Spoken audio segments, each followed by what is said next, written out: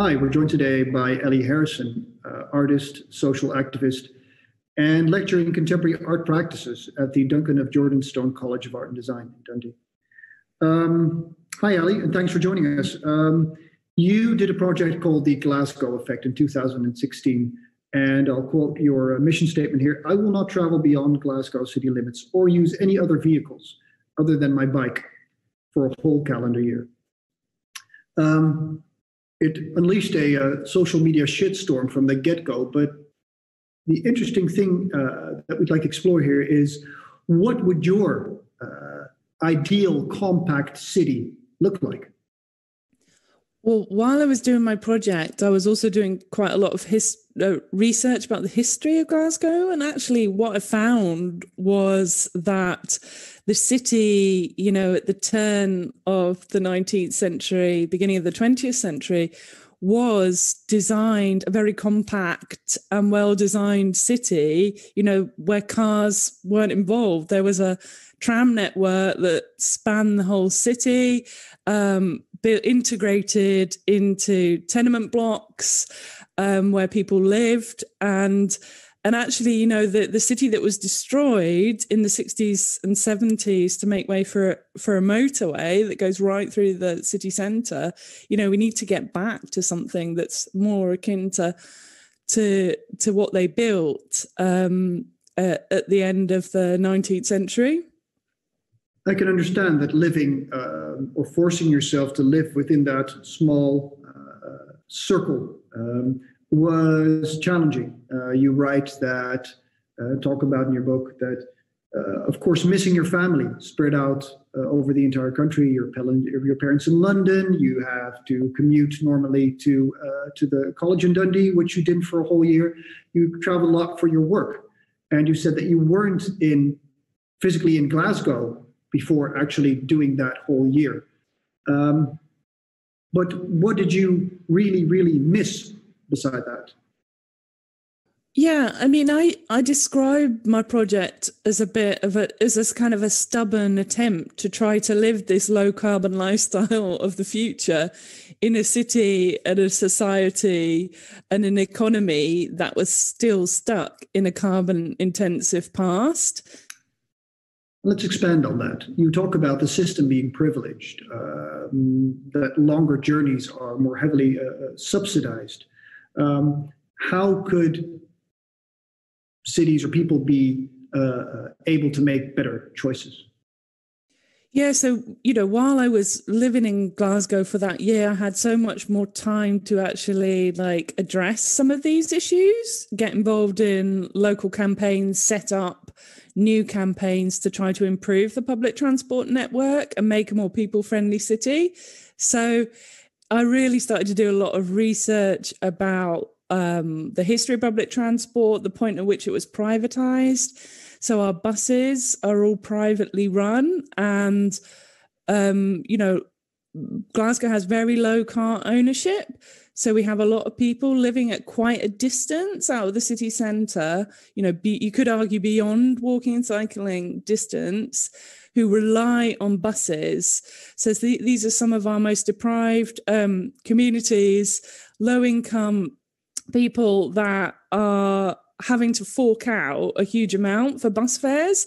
There's a massive injustice just in the way the public transport system is run in our city. So, we're campaigning to take that all back into public ownership and public control so that the best services can get to the people who need them the most. Now, let's say that you were giving a different role, the role of a creator, as opposed to being the social activist that you are. How would you shape this compact living environment? Well, I think Glasgow is at the beginning of a very big and long journey to make a more people-friendly city. And, there's been a lot of work done in the last few years to redesign the city centre, to make it more bicycle-friendly, to make it more pedestrian-friendly. So I think that change is starting to happen.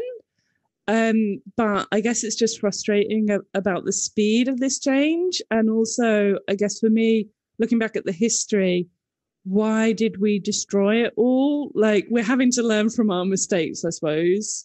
And, we're really inspired by Utrecht, actually, and the story there in terms of the motorway that went through the city centre over the canal that has now been reinstalled as a canal. And that's actually what I'm advocating for Glasgow, is the massive motorway that goes right through our city centre, the M8. Sections of that were built over a canal called the Monklands Canal.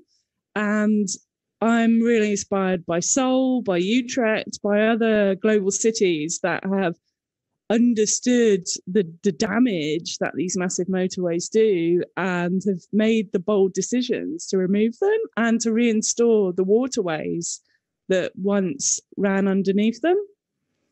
Coming back to the things you missed, of course, and everybody can relate to that, family. But if we reverse the dynamics from what for you was probably at times a very a challenge and an ordeal to a positive scenario where this would be a people's choice of living in this compact living area where everything is present. What things, beyond mobility, what things does an environment like this, a compact living environment, need? I mean, I wrote a lot about this in my book, and one of the figures that recurs in my book is Patrick Geddes. So he's a famous sort of Scottish philosopher, thinker, polymath, who coined the phrase "think global, act local." And he was a town planner, as well as there's many other things that he did. And his philosophy was all about work, place, folk, so that within small areas, communities, that you would be able to access your work, your folk, the people that make your life worth living, and all within one place. And that, I found that really inspiring. And I think that, interestingly, I'd never even heard of 15-minute cities, 20-minute cities. I only really became aware of that concept towards the end of writing my book. Had I known that, it would have helped me articulate what I was doing at the time, because that's exactly it. I was trying to live within a manageable distance from my front door, just walking and cycling.